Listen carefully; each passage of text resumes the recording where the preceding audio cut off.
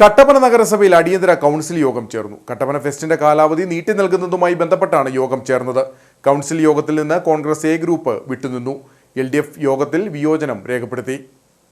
Municipal ഗ്രൗണ്ടിൽ നടക്കുന്ന ഫെസ്റ്റിന്റെ കാലാവധി നീട്ടി നൽകുന്നതുമായി ബന്ധപ്പെട്ടാണ് അടിയന്തര കൗൺസിൽ യോഗം ചേർന്നത്. 2024 ഡിസംബർ 18 മുതൽ ജനുവരി 9 വരെയായിരുന്നു ഫെസ്റ്റിന്റെ കാലാവധി.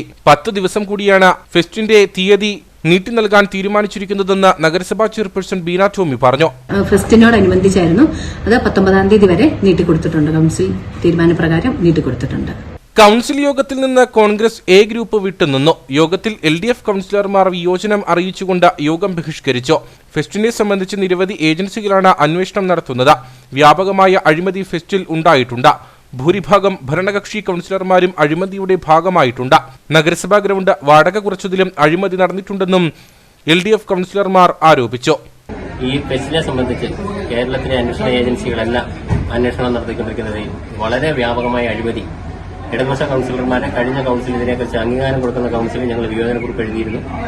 ആ വിയോജനം നിലനിൽക്കുമ്പോൾ ഇന്നും കൂടി കൗൺസിലിൽ ഞങ്ങൾ വിയോജനക്കുറിപ്പ് എഴുതിയിട്ടുണ്ട്. അതിന്റെ കാരണം എന്ന് പറയുന്നത് ഈ ഫെസ്റ്റുമായിട്ട് ബന്ധപ്പെട്ട് വളരെ വ്യാപകമായ അഴിമതി താഴെത്തട്ട് മുതൽ നടന്നിട്ടുണ്ട്. മിക്കവാറും കൗൺസിലർമാരെല്ലാം അഴിമതിയുടെ ഭരണകക്ഷിയിലെ കൗൺസിലർമാരെല്ലാം അഴിമതിയുടെ ഭാഗമായിട്ടുണ്ട്.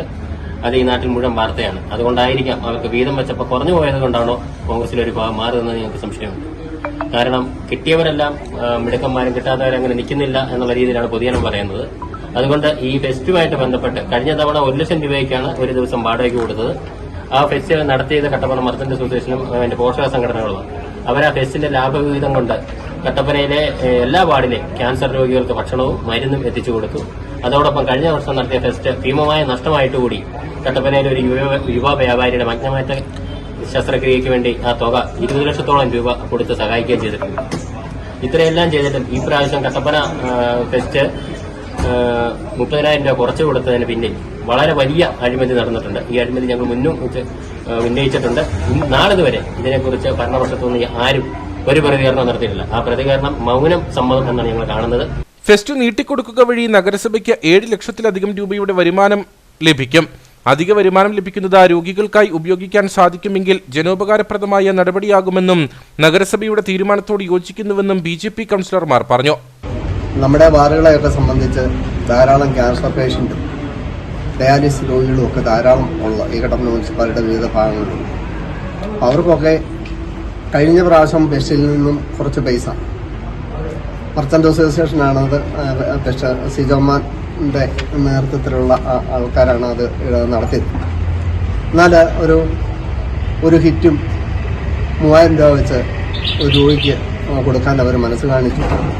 അതുപോലെ തന്നെ ഈ പ്രാവശ്യം ഈ 10 ദിവസം നമ്മൾ ഈ ഫെസ്റ്റ് നീട്ടി കൊടുക്കുന്നതിൻ്റെ കിട്ടുന്ന വരുമാനം നമ്മുടെ ഈ കട്ടപ്പന മുനിസിപ്പാലിറ്റിയിലെ കിഡ്നി പേഷ്യൻ്റ് ക്യാൻസർ രോഗികൾക്ക് കൊടുക്കണമെന്നാണ് ഞങ്ങൾ അവിടെ ആവശ്യപ്പെട്ടിരിക്കുന്നത്. അത് വെച്ച് ചെയ്യുന്നതിന് മറ്റ് നിയമതടസ്സങ്ങളൊന്നുമില്ല എന്നാണ് സെക്രട്ടറിയും പറഞ്ഞത്.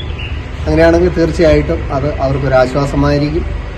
മറ്റുള്ള രോഗികളാണെങ്കിലും തീരെ സാമ്പത്തികമായിട്ട് ബുദ്ധിമുട്ടുന്നവരുണ്ടെങ്കിൽ അവർക്കതൊരു സഹായമായി തീരും. അതുകൊണ്ടാണ് 10 ദിവസം കൂടെ നീട്ടി കൊടുക്കാൻ ഞങ്ങൾ തീരുമാനമെടുത്തത്, അവരോട് സഹകരിച്ചത്.